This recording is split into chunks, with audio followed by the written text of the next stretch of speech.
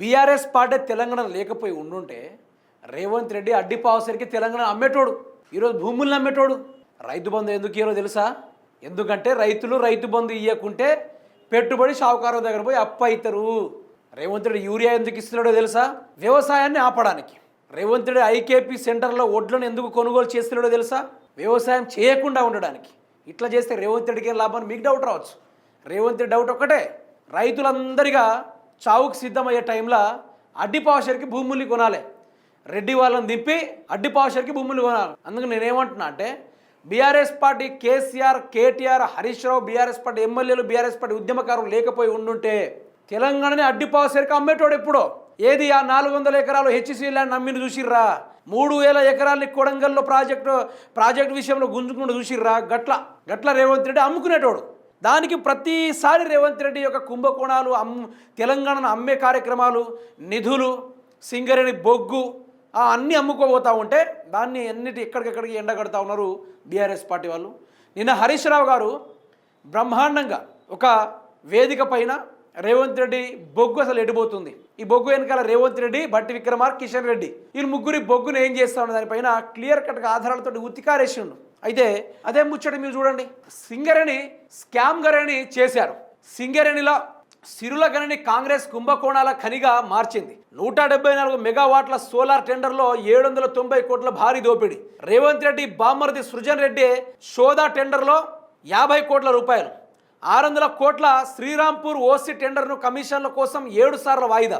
Western coal fields ధరల కంటే పెంచి ఎక్స్ప్లోజివ్స్ కొనుగోళ్లలో 300 కోట్ల స్కామ్.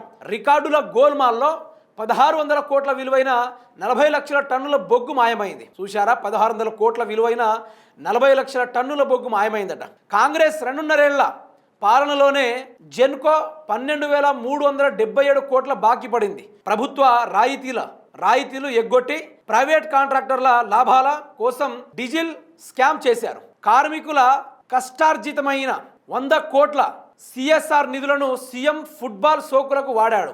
మాజీ మంత్రి హరీష్ రావు గారిగో ఇట్లా సింగరేణి అంటే కేవలం బొగ్గు గనులు కాదని చెప్పేసి పూర్తి స్థాయిలో ఆధారాలతో మొత్తం ఆయన పవర్ పాయింట్ ప్రజెంటేషన్ ఇచ్చారు. ఎవరు? హరీష్ రావు గారు ఇచ్చారు. ఇక్కడ ఏం జరిగింది? సీఎం రేవంత్ రెడ్డి బామ్మర్ది ఏం చేసిందంటే ఆ షోదా టెండర్ పేరుతోటి 50 కోట్లు మింగిర్రు. 600 కోట్ల ఆ శ్రీరాంపూర్ ఓసీ టెండర్ల కమిషన్ 7 సార్ల వాయిదాలు పెట్టి దాన్ని మింగిర్రు. తర్వాత వెస్టర్న్ కోల్ ఫీల్డ్స్లో ఆయన 300 కోట్ల స్కామ్ పాల్పడ్డారు. తర్వాత రికార్డుల గోల్మాల్తో 1600 కోట్లు, దేంట్లో 40 లక్షల టన్నుల బొగ్గుని 1600 కోట్లకు అడ్డిపావసీర్లు ఎక్కడ అమ్ముకున్నారు. కాంగ్రెస్ 2.5 పరిపాలనలో జెన్కో అప్పు పడింది ఎంత? 12,377 కోట్ల రూపాయలు బాకీ పడిందట. మరి ఈ డబ్బులు ఎడిపోతున్నాయి? గౌరవ ముఖ్యమంత్రి రేవంత్ రెడ్డి గారు, హరీష్ రావు గారు ఇదంతా పవర్ పాయింట్ ప్రజెంటేషన్ ఇవ్వకపోయి ఉంటే ఈరోజు మీరు దోచుకున్న దాన్ని బయట పెట్టేది ఎవరు? బీజేపీ వాళ్ళు అంటారా? ఇక్కడ బీజేపీ కాంగ్రెస్ పార్టీ రెండు కలిసి 1600 కోట్ల రూపాయల విలువ చేసి 40 లక్షల టన్నుల బొగ్గును అమ్ముకున్నారు. ఎక్కడ అమ్ముకున్నారు? రేవంత్ రెడ్డి బామ్మర్ది సృజన్ రెడ్డి దగ్గరుండి మరి ఇట్లాంటి కార్యక్రమాలు పాల్పడతా ఉన్నాడు. మరి బొగ్గు అమ్మాలంటే ఎవరి పర్మిషన్ ఉండాలి? రాష్ట్రంలో 49% వాటా ఉన్న కేంద్ర ప్రభుత్వానికి సంబంధించిన యూనియన్ కోల్ మినిస్టర్ అయిన కిషన్ రెడ్డి, ఆ కిషన్ రెడ్డి రేవంత్ రెడ్డి ఇద్దరు కలిసి బొగ్గును అమ్ముకుంటా ఉన్నారు. మరి దీన్ని బయట పెట్టింది ఎవరు? ఇప్పుడు హరీష్ రావు. నేను ఏమంటున్నా అంటే బీఆర్ఎస్ పార్టీ తెలంగాణలో లేకుంటే తెలంగాణని రేవంత్ రెడ్డి ఎప్పుడో అడ్డిపావసరికి అమ్మేటోడు. మధ్యలో ఇట్లాంటి కరెంట్లు కూడా వెళ్ళిపోతూ ఉంటాయి. ఈ ఘనకార్యం కూడా రేవంత్ రెడ్డి చేసేటి. ఇట్లాంటి ఘనకార్యం కూడా రేవంత్ రెడ్డి వల్లనే తెలంగాణ ఆగమైపోతుంది, తెలంగాణ సర్వనాశనం అయిపోతుంది. అట్లా బొగ్గు అమ్ముకుంటున్నారు కాబట్టి కరెంట్ రావటం లేదు. అందుకనే రాబోయే రోజుల్లో రేవంత్ రెడ్డికి మాత్రం దెబ్బ పడే అవకాశం ఉంది. కాంగ్రెస్ పార్టీ తీరు రూటు మార్చే కార్యక్రమం ఉంది. ఈ బొగ్గు స్కామ్ని బయట పెట్టిన తర్వాత ఎవరిని జైల్లో పెడుతున్నారో అది కూడా బయట పెట్టే కార్యక్రమం చేద్దాం.